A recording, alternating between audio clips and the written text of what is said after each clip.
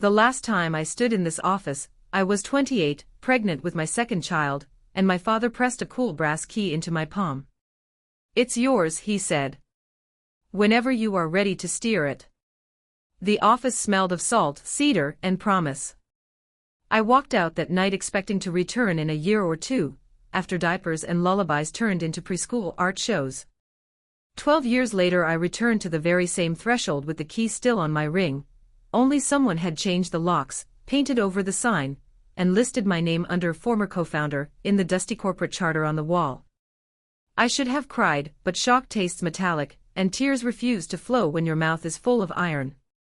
Instead I let the receptionist's polite confusion wash over me, turned on my heel, and drove past the Shoreline motel that once bore our family crest.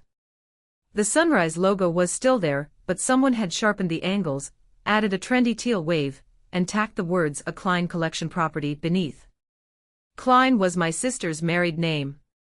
My husband, Aaron, did not understand why I sat silently at the kitchen table that evening tracing the worn grooves of that brass key. He believed grief expired like milk: throw away the sour carton, buy a fresh one, and move on. Our children, Laura and Miles, shuffled past with earbuds in, oblivious to adult currents. I kissed their heads anyway, inhaling shampoo and youth, then stepped onto the back porch to watch the lighthouse wink at fishing boats like a guardian too tired to shout warnings. The betrayal was not a thunderclap. It was fog, a slow, quiet theft of distance and clarity. Over the next month I traced its drift. Bank statements revealed that my father had transferred shares of Bennett Coastal Hospitality into a shell entity 2 years after I left to raise the children. My younger sister, Tessa, became majority shareholder 6 months later, about the time she sent me congratulatory lilies for my beautiful domestic life. I remembered their scent now, cloying, sweet, and vaguely funerary. I could have confronted her in anger, but accusation is a staircase that sometimes leads nowhere. Instead, I polished the professional tools I had stored away: market analysis, brand positioning, and an instinct for reading motives the way fishermen read tides. I accepted a part-time contract redesigning lobbies for a boutique chain in the city. Late-night coffee-fueled proposals, early morning runs cleared spite from my lungs. Confidence returns like muscle memory if you rehearse it daily. 3 months into the contract, the CEO asked whether I would helm their coastal expansion. I declined but thanked him for confirming that I still had value beyond PTA minutes and grocery lists. That same week my children, now teenagers with sudden opinions, scrolled through digital catalogs of colleges. They spoke of scholarships and cities far from our clapboard house. Motherhood, once a tidal eclipse of my identity, began to share the sky. I drove to my father's penthouse in the city on a breezy April afternoon. He hugged me half-heartedly, smelling of mahogany and menthol lozenges. We spoke about the weather, about Lara's art portfolio, about Miles's fascination with robotics. At the doorway I asked, as gently as possible, why the Sunrise logo no longer flew under our family name. He sighed, a sound like a sail deflating, and said business required agility I no longer possessed. Tessa was hungry, modern, present. I was busy with life, out of practice, more suited for quieter pursuits. On the elevator ride down I pressed my palm against the cool brass rail, thinking how hunger and modernity had swindled trust right out of my pocket. I promised myself that if he could not see the difference between agility and piracy, I would chart my own course and let the evidence speak. The tide turned on a Tuesday when a former concierge from our flagship inn found me at a downtown cafe. Her name was Joy, though the exhaustion in her shoulders suggested the opposite.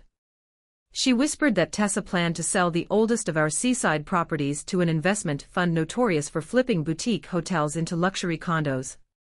The staff would be dismissed with 3 weeks' severance. "Your family built that place," Joy said, her eyes wet. "Can you do nothing?" Something ancient stirred, fury braided with stewardship.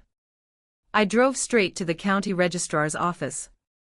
For half a day I sifted deeds, mortgage filings, and shareholder agreements until my fingers smelled of ink and dust.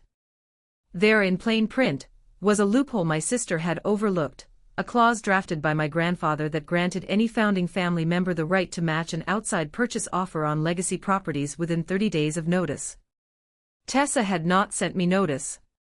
That omission was not only shady, it was illegal.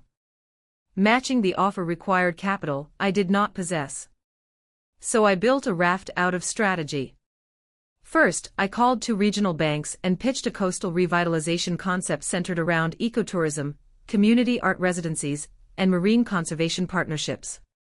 I presented mock-ups of redesigned rooms featuring upcycled driftwood furniture and zero-waste amenities. Bankers love buzzwords when they float on meticulous spreadsheets. By dusk I secured conditional financing contingent on my gaining controlling interest. Second, I visited the local fishermen's cooperative, whose aging membership feared condominium construction would privatize docking rights. I promised that if they invested a portion of their maintenance fund into preferred shares, I would enshrine public water access into every property covenant. They voted that night. Fishermen trust tides, and my plan flowed with their survival. Third, I called Joy and asked for contact information of staff past and present. Within 24 hours I had commitments from 20 former employees willing to return if the inn fell back into family hands. Their endorsements became a letter of intent that reassured both bankers and the county zoning board. With financing solid, I delivered a formal notification to Tessa's corporate counsel citing grandfather's matching clause. She burst into my kitchen 2 mornings later, rage lacquered onto her perfect manicure. She accused me of sabotage, of opportunism, of using motherhood as a pity card. I handed her the notarized documents and said only that stewardship is not opportunism, it is unpaid debt. She left in a storm of perfume and heel clicks. I stared at the swinging screen door, realizing my hands were steady, not shaking. That night I told Laura and Miles the abridged version, promises broken, promises reclaimed. Laura asked if this was why I had been running at dawn, as though training for a covert marathon. Miles grinned and said the mission sounded like leveling up in a strategy game. Children see truth without adult varnish. Word of the clause spread quickly through the small coastal town. Local newspapers hailed the quiet comeback of the Bennett heiress. Tessa spun her narrative on social media, painting herself as visionary thwarted by nostalgia. The town sided with memory over slogans. Bank paperwork cleared in record time. I signed closing documents in the courthouse where my parents had once registered their marriage. Poetic symmetry tastes better than victory. Owning the inn was only wave 1. Wave 2 required proving that my design instincts, dormant but not dead, could outclass my sister's rebranding. I hired a skeleton crew of artisans, environmental engineers, and young tech-savvy interns. We scraped lead paint, installed solar panels, and replaced single-use toiletries with locally made sea salt soap wrapped in recycled sailcloth. Guests would receive copper keys embossed with a rising sun, the original logo my grandfather sketched on a napkin the day he bought the land. During renovations, I found a cedar chest in the attic filled with handwritten guest letters spanning 4 decades. Inside one envelope lay a Polaroid of my parents holding toddler Tessa, and baby me on the front porch, the ocean behind like liquid slate. The simplicity of that happiness pierced me. I pinned the photo above the reception desk to remind every visitor that hospitality begins with belonging, not branding. Opening day dawned brisk and golden. The fishermen's cooperative tied their boats in celebratory formation along the pier. Former staff wore vintage Sunrise logo pins and new aprons stitched by Joy's sister. Journalists arrived expecting either a quaint relic or a messy family feud.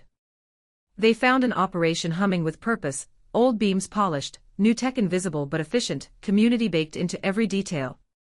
Bookings soared. Social media buzzed about the resurrected inn where sustainability meets soul. I channeled profits into renovating a second property, an old captain's house Tessa had planned to gut for short-term rentals. I preserved the weathered clapboard exterior but transformed the interior into an artist's residency focusing on coastal conservation. Painters, poets, and marine biologists ate together each evening, trading metaphors for data and back again. Meanwhile, my father's health declined, an infection that settled stubbornly in his lungs. Tessa handled his appointments, but guilt shadowed her flawless makeup. I visited him weekly, bringing clam chowder and updates. He listened, watery eyes flicking between pride and regret. One afternoon he said my name softly and asked whether I could forgive short-sightedness born of fear. I told him fear shrinks futures whereas courage multiplies them. He patted my hand and murmured that the sunrise never looked bluer than from my grandmother's rocking chair. 2 weeks later he died, dawn light fanning through blinds like gentle surf. The funeral drew townsfolk and city elites in equal measure. Tessa delivered a poised eulogy about ambition and legacy. I spoke last, telling a story of how father taught me to read tide tables by tracing moon phases on a paper plate. The audience laughed, then cried. Grief braided us momentarily into one rope. After the burial, Tessa approached me near the cliffside garden overlooking stormy water. Her voice trembled when she asked whether there was room for her in the revitalized company. Pride warred with compassion, but compassion won by a hair. I offered her a non-voting seat on the board and a year-long mentorship in community engagement under Joy. She accepted, though tears rolled mascara into fragile tributaries. Sometimes restitution is heavier than punishment. Months passed. The inn thrived, the artist's house cultivated ideas like seedlings. Laura earned a scholarship to an arts college in the city, Miles built a prototype for a wave-powered desalination pump that won regional science fair. Aaron and I drifted politely into separate orbits. Love, unlike tide, requires mutual movement. We parted amicably, co-parenting with more grace than romance. Year 2 unfolded with expansion, partnering with marine institutes to host citizen science retreats, installing underwater cameras for guests to observe kelp forests rebounding. Newspapers labeled the initiative, Blue Hospitality, balancing tourism with stewardship. Investors wrote inquiries. I declined private equity but welcomed collaboration grants. One crisp October evening, an unfamiliar car parked outside the inn. A tall man stepped out, Adrian Cole, owner of the neighboring Moonbreak Hotel, once our fiercest competitor. His beard was speckled gray like gull wings, his eyes held equal parts challenge and amusement. He confessed admiration for the turnaround and asked whether I would consult on his property's stagnant occupancy. I agreed to visit, curious how rivalry tastes after humility. Moonbreak stood elegant but aloof, gleaming steel balconies, monochrome lobby art, a spa smelling of synthetic eucalyptus. Guests walked corridors like museum patrons, not explorers. I suggested a minor renovation, replace sterile prints with local watercolor seascapes, host nighttime tidal tours, swap plastic water bottles for refillable glass etched with moon phases. Adrian raised one eyebrow but implemented every idea within 2 weeks. Occupancy climbed, reviews softened. We met monthly afterward, trading data over clam chowder and lingering at the pier while harbor lights shimmered. He listened when I described marketing funnels, and I listened when he spoke of lunar calendars guiding fishing charters. Trust grew like barnacles, small, steady, inseparable. The town began calling us the sun and moon pair, 2 lights governing different sea moods. Yet storms test even celestial harmony. An international conglomerate offered to buy Moonbreak at a price Adrian found difficult to refuse. They promised upgrades, global branding, and a loyalty program that would redirect guests away from smaller inns. He asked my counsel. I told him selling might fatten wallets but starve roots. He smiled sadly, stating that independence carries sleepless nights and thin margins. The next dawn he joined me on the jetty, watching cormorants glide low. He admitted the deal felt like surrendering navigation to autopilot. I handed him my grandfather's brass key, the one that once unlocked sunrise indoors. Hold this, I said, and tell me if weight feels like burden or anchor. He clutched it, eyes closing. Minutes later he pocketed the key, called the conglomerate from the jetty, and declined the offer. When he finished, waves slapping pylons sounded like applause. Years rolled forward. The inn became case study material at business schools, the fishermen's cooperative thrived on ecotour excursions, the artist's house birthed a mural movement that spread along forgotten warehouses across coastal towns. Tessa completed her mentorship, founding a marine-friendly events division that booked weddings lit by bioluminescent floats. She spoke at conferences about humility and second chapters. One spring morning Miles installed his desalination prototype on the pier. When it pumped the first trickle of drinkable water, the town declared a holiday. Laura returned from college and painted the device sunflower yellow because utility can still be joyous. Aaron attended the ceremony, clapped genuinely, and asked if I had room in the inn for a weekend retreat. We toasted co-parenting done right. Father's estate eventually cleared probate. He left instructions that whichever daughter demonstrated consistent stewardship of community and coastline would inherit the clifftop cottage. The lawyer said both of us qualified. Tessa insisted I accept, claiming salt air suited my laugh. I promised she could host dawn yoga retreats on the lawn. Balance, once fractured, heals with intentional weight. On the anniversary of my takeover, journalists asked for my 5-year projection. I told them projections can blind leaders to horizons. I focus instead on tides of trust, measurable through staff retention, migratory bird counts, and the number of handwritten thank you notes left under room doors. They nodded, pretending to understand metrics that do not fit spreadsheets. One evening Adrian and I kayaked beyond the breakers as sunset bled coral across clouds. We drifted quietly until stars pricked velvet. He asked what I feared now that the empire of absence had been replaced by a kingdom of enough. I confessed a simple fear, forgetting the girl who once traced tide lines while nursing an infant, too uncertain to imagine this tomorrow. He reached across the kayak gap, squeezed my wrist, and said remembering is easier when the future looks familiar. Later, alone in the clifftop cottage, I placed grandfather's key in a shadow box alongside a Polaroid of my parents, and a photograph of the refurbished inn bustling under starlight. I realized the key had shifted legends, once it meant possibility, then betrayal, then reclamation. Now it symbolized circulation, objects returning like tides, ever the same, ever new. I drifted to sleep to the lullaby of waves, feeling the shoreline cradle every footstep I had taken, forward, backward, sideways, toward a harbor that had relearned how to greet both dawn and moonrise with equal grace.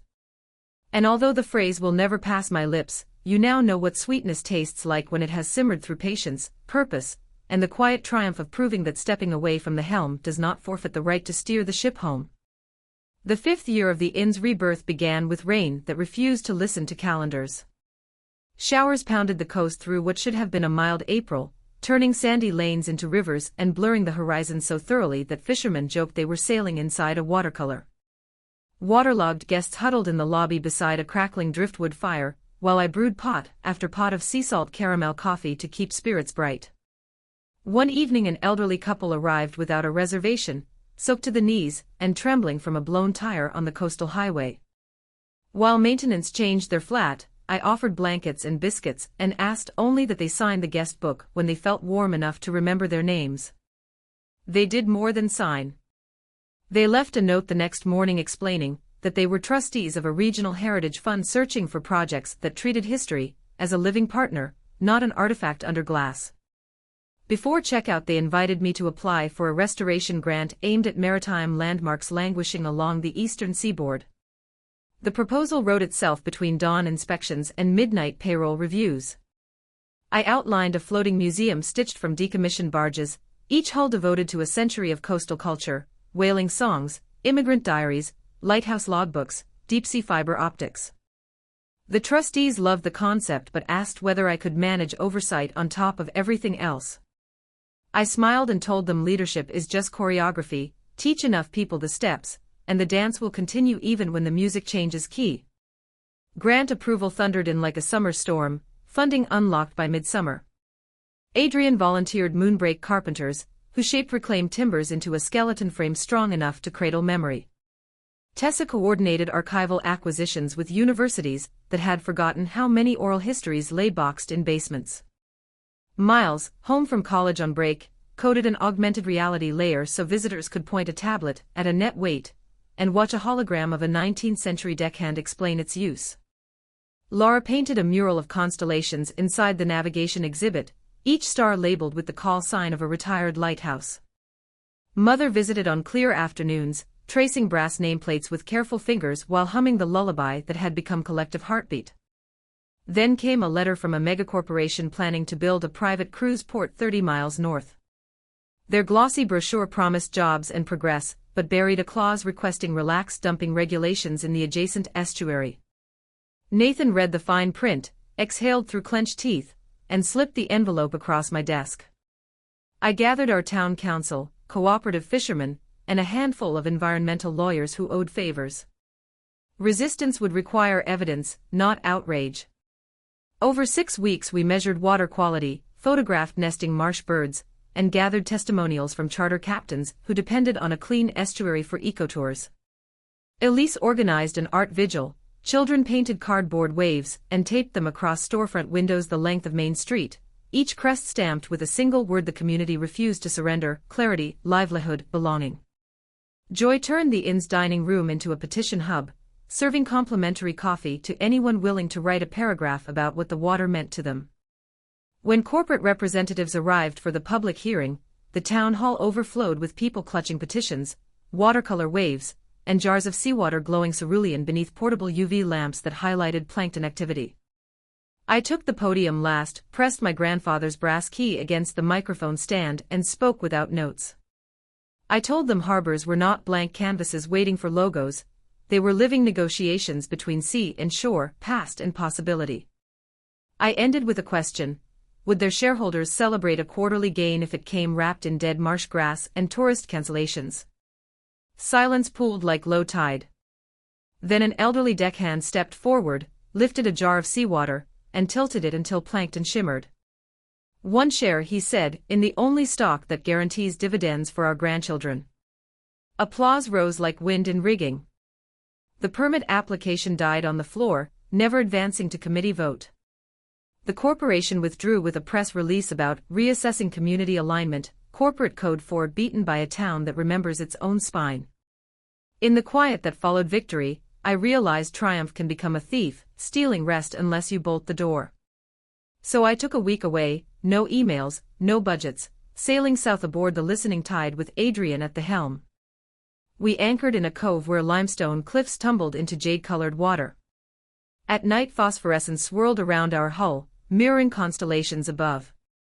Adrian asked whether I missed the life I'd set aside all those years ago for diapers and lullabies.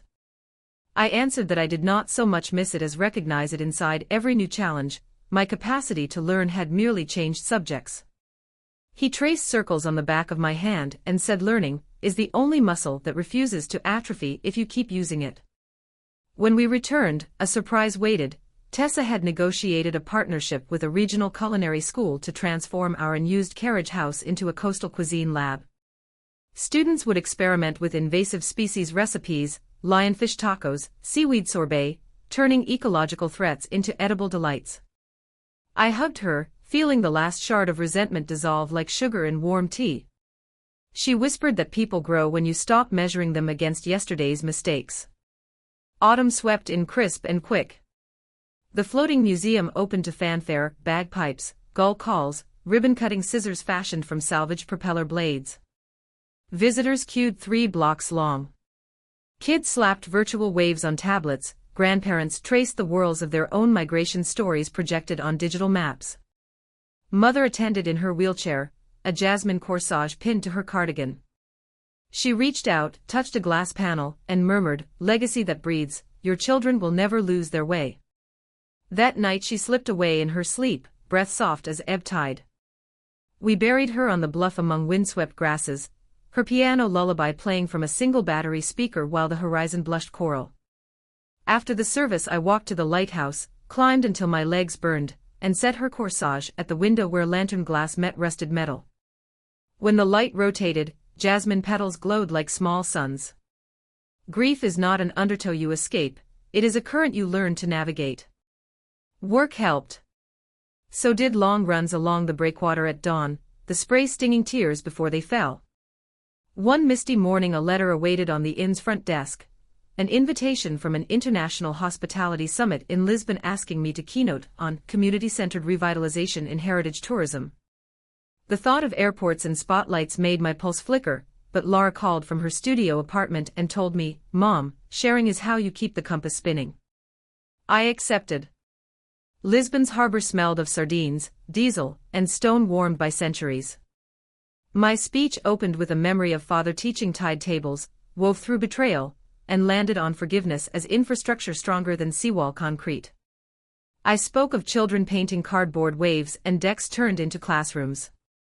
When I finished, a silent hall stood, then erupted.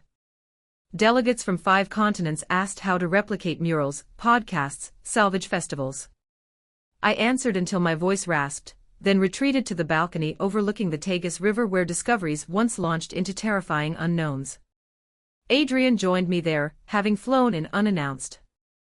He handed me a velvet pouch holding a new brass key engraved with twin symbols, a rising sun and a crescent moon. He said it opened a shorefront warehouse near Moonbreak that he wanted to donate for a permanent artist's market. "You taught me commerce can sing," he said. "Let's give it a choir." I could only nod, speechless for the first time in years. Back home, my children returned for winter break, taller and wiser. Miles installed wave data sensors on the museum barges, Laura guided visiting art majors through mural theory. One snowy evening they found me on the pier staring at the lighthouse, its beam carving snowflakes into starbursts.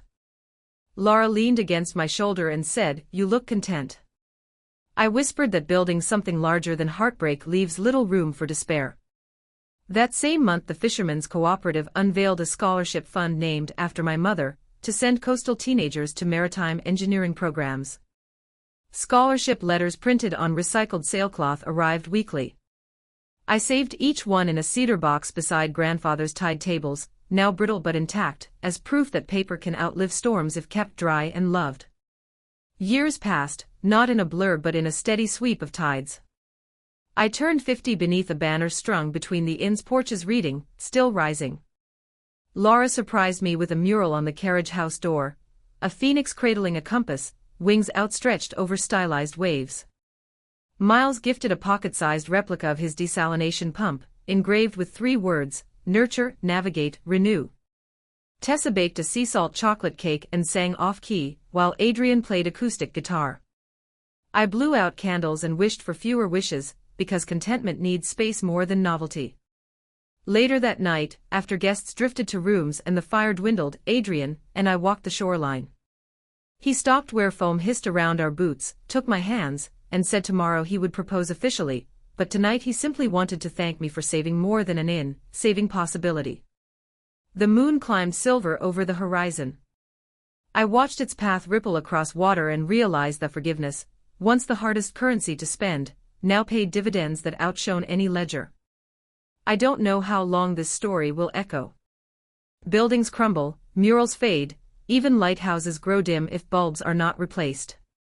But I have learned that inheritance is less about deeds and more about habits, how we greet dawn, how we anchor past to present, how we choose patience when rage arrives dressed as righteousness. If someone stumbles upon my brass key a century from now, may they understand it was never about property. It was about permission, to leave, to return, to remake what was broken without discarding the shards that taught us caution. So if your own path twists through betrayal and back again, remember the tide. It pulls away but it always, always returns, bringing shells polished smoother than when they left shore. Listen to its hush between waves. Hear it say that restoration is louder than ruin when sung by enough voices. Then step forward, even if your knees shake, and turn the lock only you can hear clicking open in the dark. The winter following my 50th birthday lingered longer than anyone expected. Ice rimmed the harbor pilings until late March, and gulls wheeled in empty skies as though searching for missing currents. Cold like that invites reflection. I spent dark mornings in the inn's library with a blanket over my knees, reading faded logbooks from the floating museum, while the fire cracked and hissed. Every entry felt like a whisper from another captain urging me forward, not back. When the thaw finally came, it arrived all at once, as if the season realized it had overstayed its welcome. By the first weekend of April, crocuses speared the frost-softened lawn, and jasmine buds nudged open beneath kitchen windows left ajar for the first time in months. I walked the dock at sunrise, breathing air that smelled of salt and loam, and felt a restless hum that always means the tide of change is about to turn again. I did not have to wait long. A letter arrived from the provincial university 2 hours inland. They planned to shutter their small but historic coastal engineering department for lack of enrollment and rising costs. The dean invited me, more plea than invitation, to a roundtable aimed at salvaging at least some facet of the program. I remembered my mother tracing brass nameplates in the museum, murmuring that legacy should breathe. I wrote back that breathing sometimes requires new lungs. 2 weeks later I stood in a wood-paneled hall flanked by anxious faculty and nostalgic alumni. They expected a pitch for scholarships. Instead I proposed migrating the department in its entirety to Moonbreak, converting the vacant cannery on the far edge of town into a living laboratory where students could test wave energy buoys in real surf, tune desalination pumps on working wharfs, and record data straight into Miles's sensor grid. Half the room stared as if I had suggested towing the university down the river on a barge. The other half sat forward in silent thrill because impossible offers a taste few resist. Funding, of course, remained the stone in the shoe. Adrian and I spent evenings with spreadsheets and espresso, designing a hybrid model, half cooperative venture, half public trust. Elise drafted renderings that made steel beams look poetic. Nathan negotiated equipment donations from maritime tech firms eager to polish corporate halos. Joyce Patel arranged an insurance umbrella that folded the lab under our existing resilience policy, citing synergy for community safety. Within 3 months the cannery echoed with the whine of saws and the thrum of hope. During construction I discovered another crack inside myself, fatigue hidden under layers of determination. One June afternoon I fainted while guiding volunteers through wiring schematics. I woke on a folding cot in the infirmary corner, Adrian's hand cool on my forehead, Sonata's calm voice reminding me that mending does not stop at buildings. The doctor found nothing dramatic, only exhaustion compounded by grief I still carried like ballast. He prescribed 8 uninterrupted hours of sleep, balanced meals, and with a raised eyebrow, joy unmeasured by quotas. So I delegated. Truly delegated. Miles assumed oversight of data architecture. Laura and Tessa co-chaired the tourism board, ensuring the inn could run 3 days without me answering a single call. Nathan ordered me off the site for 1 full week. I protested, naturally, until I saw the fear behind Adrian's gentle humor. I promised him I would learn to rest. I booked a room in a cottage 20 miles down the coast where dunes rolled like sleepy giants, and cell service forgot to intrude. Mornings I sipped tea on a weathered deck, watching sandpipers dart along the Titterline. Afternoons I walked inland, sketching crooked fences and wind-scarred pines. At night I fell asleep to wind and shingles instead of the soft ping of incoming mail. On day 5 I woke before dawn, rested, and realized rest is not the absence of motion but the presence of unhurried breath. When I returned, crew members greeted me with mock fanfare, balloons made from biodegradable film, and a banner reading "Welcome home, Captain Recharge."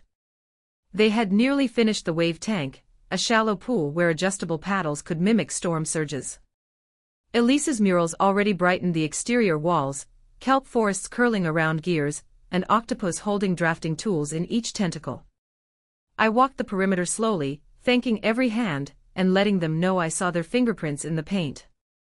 Late that summer the new Coastal Innovation Institute, as the program was christened, opened its doors with 70 students from 7 countries. Orientation began not in a lecture hall, but on the deck of the listening tide. I asked each student to stand at the rail and describe the body of water that shaped their childhood, whether lake, river, or backyard puddle reflecting moonlight. Some spoke shyly of monsoon floods, others of drought-cracked riverbeds. A girl from northern Norway described fjords that looked like mirrored sky. When they finished, I told them the harbor, they, were now responsible for one another's reflections. The Institute's arrival rippled through town faster than any festival. Cafes extended hours, carpenters found steady contracts retrofitting student housing, fishermen traded early morning lessons on knot tying for evening classes on drone mapping shoals.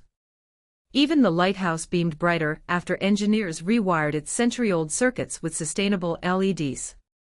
One evening, while cataloging archival materials in the floating museum, I unearthed a tin cylinder wedged behind a rotting beam. Inside lay a brittle logbook smaller than my palm. The handwriting belonged to my grandmother, the woman whose piano lullaby mother finished. Pages detailed weather, piano scales, and dreams she did not dare share aloud, a school where sea and song intertwined, where young women learned both navigation and composition. My throat constricted. She had planted the first seed long before I was born. I closed the logbook and felt generations standing behind me like steady wind. I placed the cylinder on a display pedestal with a placard, "Vision waits as long as it takes." Students began leaving notes beside it, describing innovations they hoped to birth: coral crafting 3D printers, biodegradable fishing nets that dissolve after one season, code that converts sonar pings into melody so trawler captains can monitor nets by ear. Meanwhile, the inn flourished as Moonbreak's unofficial think tank cafe. Scholars scribbled equations on napkins, tourists swapped travel routes with crew members sketching buoy designs on placemats. Mother's old piano, maintained lovingly by a local tuner, now served as open stage every Saturday.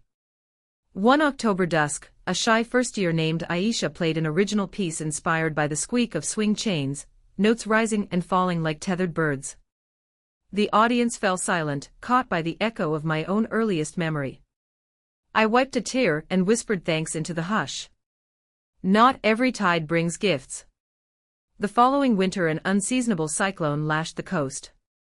Though our seawalls held, 2 outer villages were flooded, and a cargo warehouse caught fire when wind shattered a transformer. Nathan coordinated a volunteer brigade from institute students and fishermen. They repaired roofs, pumped basements, and set up Wi-Fi hotspots for displaced families. Insurance adjusters arrived expecting chaos. Instead they found clipboards with recovery timelines, hot meals for workers, and kids painting floodmark murals that doubled as data visualizations. One inspector asked where we learned such coordination. A student answered, "We listened to the water." That's the syllabus. In the cyclone's aftermath, philanthropic foundations offered grants, citing our rapid response model. We redirected half of the money to the flooded villages, the other half to a resiliency fund managed by students. They drafted bylaws requiring unanimous votes for expenditures and a public transparency dashboard visible from the museum's main lobby. Watching them, I realized the baton had truly passed. Leadership is choreography, and now the dancers knew the steps well enough to improvise. Months slipped into a pattern of calm seas and small triumphs. Adrian and I married on a still September morning beneath the lighthouse's slow revolution. Our vows were simple: to steer by stars we both trusted, to pause when one voice grew louder than listening, and to keep a spare key hidden in jasmine vines for anyone seeking shelter. Laura sang, Tessa cried, Nathan smiled in rare full grin, and Miles filmed the ceremony entirely with a kite-mounted camera that swooped overhead like a gull. I thought that might be the closing chapter, but stories resist neat bows. The province announced a proposal to build an offshore wind farm visible from our coast. Some residents feared ruined views, others welcomed renewable energy. The debate threatened to fracture the community we had knit so carefully. I convened listening circles on the inn's sun porch. At first opinions clashed louder than storm surf. Then a 12-year-old student from the institute offered a compromise model, an underwater art park surrounding turbine pylons, designed to attract tourists and rebuild fish habitat simultaneously. Elise sketched coral-shaped sculptures that doubled as artificial reefs, institute divers mapped installation sites, fishermen volunteered boats for deployment. Within 6 months public sentiment shifted from fear to pride, and the wind farm, a ring of silent giants spinning above submerged beauty, earned a nickname, the Garden in the Wind. Now, as I set pen to this page, twilight drapes the harbor in elderberry hues. Moonbreak hums with quiet industry. The lighthouse throws its patient beam across water where turbines turn like graceful dancers. I can hear Aisha practicing scales on the inn piano, each note braided with gull cries, and distant laughter from students cooking seaweed dumplings in the carriage house kitchen. I have no illusion that the currents ahead will always be gentle.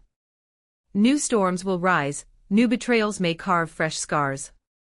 But I also know scars can become maps, and maps can guide ships safely if read with humility. My grandmother's dream lives in the Institute's echoing halls, mother's lullaby threads itself through every open mic night, father's compass rests under bioluminescent water, pointing true for anyone bold enough to dive and retrieve it. My task now is simpler, yet no less vital, to keep the door between silence and story unlatched, to place another log on the hearth for travelers arriving drenched and trembling, to remind the restless that revenge burns fast but cultivation glows long after embers seem spent. If you stand someday on this pier, trace the mural door's brass handle shaped like a swing-set chain, Turn it gently. Step inside. You will find voices waiting, eager to teach you the choreography of restoration. And when you leave, take a jasmine seed. Plant it in soil that knows your own storms. Then listen as roots remember the tide, and blossoms promise that sweetness, once tended, can outlast every bitter wind the world might send.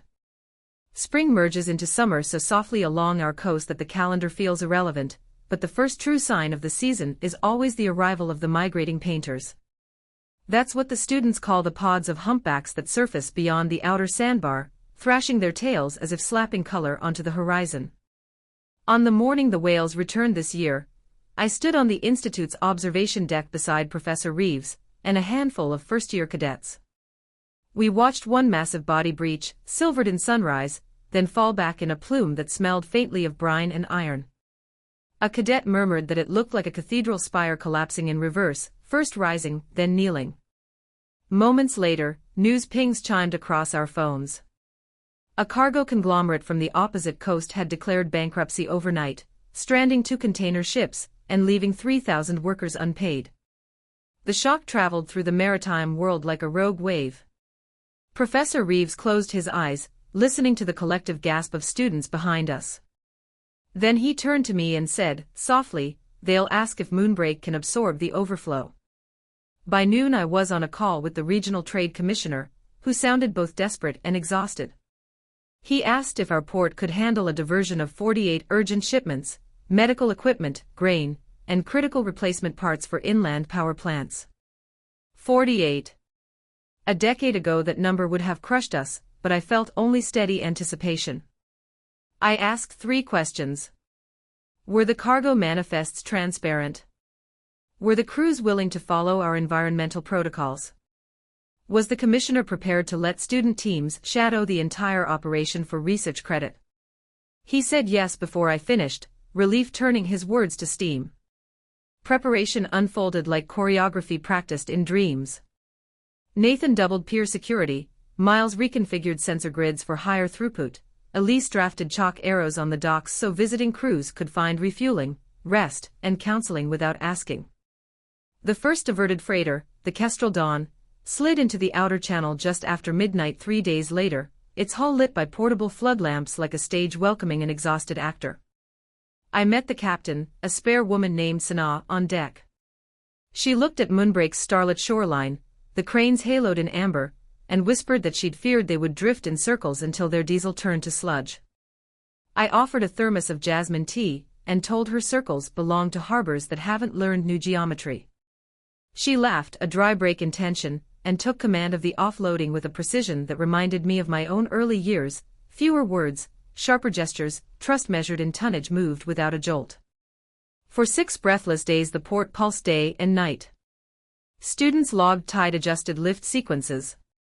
Volunteers delivered meals to crews who hadn't tasted fresh bread in weeks. Sonia set up a quiet tent between warehouses where sailors could breathe lavender mist and talk through the fear of uncertain pay. Adrian's floating classroom recorded oral histories from deckhands whose companies had vanished while they were still at sea. One welder from Manila cried when he described unemployment notices arriving by email while the horizon offered no land. Daniel kept the log, every hour stamped, every small mercy noted. On the 7th dawn, the final container slid onto a waiting flatbed bound inland. The yard stood oddly still, emptiness ringing like aftersong. I climbed the observation deck ladder and looked out over water turned peach by morning light. The whales breached again at the edge of sight, unbothered by the week's turmoil. Behind me footsteps approached. It was my father. He visits rarely now, but when he does the air shifts. He carried a folded newspaper, the City Business Journal that once trumpeted his name across headlines. Without speaking he handed it to me. The front page featured Moonbreak's emergency operation under the banner, Small Port, Large Heart. Beneath, a smaller line read, Legacy Family Leads Quiet Revolution in Maritime Resilience. For a long moment neither of us moved. Wind teased the pages. Finally he said my name, just once, the way he used to call me in for supper. He cleared his throat, that old nervous habit, and asked if the institute needed another endowment, maybe for scholarships. I saw apology trembling in the offer, fragile as sea glass. I told him we would accept if the scholarships carried my mother's maiden name, not ours, so each recipient would know they sailed on her unfinished melody. He nodded, tears sharpening his gaze, and pressed the newspaper into my hands as if relinquishing an outdated chart. Later that evening, while the town gathered for a modest celebration, hot chowder in paper cups, string lights flickering under new moon, Elise unveiled a surprise inside the storytelling library. She had painted over one blank wall with a map of the world. Instead of borders she traced currents, swirling lines that crossed oceans and converged on moonbreak like fine silver threads. Tiny brass tacks marked every place a jasmine seed had been planted, each connected by cotton string to a compass rose at the center. Students and sailors pressed stickers beside the tacks, writing dates when blossoms first opened. I scanned names: Manila, Reykjavik, Lagos, Valparaiso. When I saw Connor's handwriting under attack for the inland prison garden, tiny letters spelling out blooming on Wednesday, I felt something inside me settle. Not forgiveness as surrender, nor reconciliation as erasure, but proof that broken compasses can still align when placed within a greater constellation. At the celebration's end, Mother stood to play the lullaby on a portable keyboard set atop a crate. Her fingers trembled but found each note. Children swayed, holding battery candles, the institute choir hummed harmonies. Adrian slipped an arm around my waist. I leaned into him, knowing the harbor's pulse had grown beyond any one steward. Before the crowd dispersed, I climbed a small riser and asked everyone to keep their candles lit another minute. I told them I once believed the most powerful act was reclaiming what had been stolen, but I had learned something truer. The mightiest reckoning is building something no one can steal because it is shared, lived, and renewed every dawn. I asked them to look at their flames, then at each other's, and remember that radiance multiplies when offered rather than sheltered. The sea nodded behind us, black and limitless, reflecting points of light like fresh constellations. I closed my eyes, breathed salt and jasmine, and heard the swing chains of memory, finally silent in peace. The morning after, I woke before sunrise and walked alone down the main pier. Dew clung to the wooden planks, and distant turbines cut slow arcs against a violet horizon. At the end stood the mural door. Its brass swing chain handle felt cool beneath my palm. I opened it. Inside the library a single student sat at the long table, head bent over a notebook, pen moving in steady rhythm. I did not disturb her, creation is a fragile tide. Instead I placed a small pouch of jasmine seeds on the nearest shelf, beside grandmother's tiny logbook. The pouch bore a handwritten label, "For the next captain of quiet storms." I stepped back, closed the door, and turned to face the sea just as the first sliver of sun breached the water.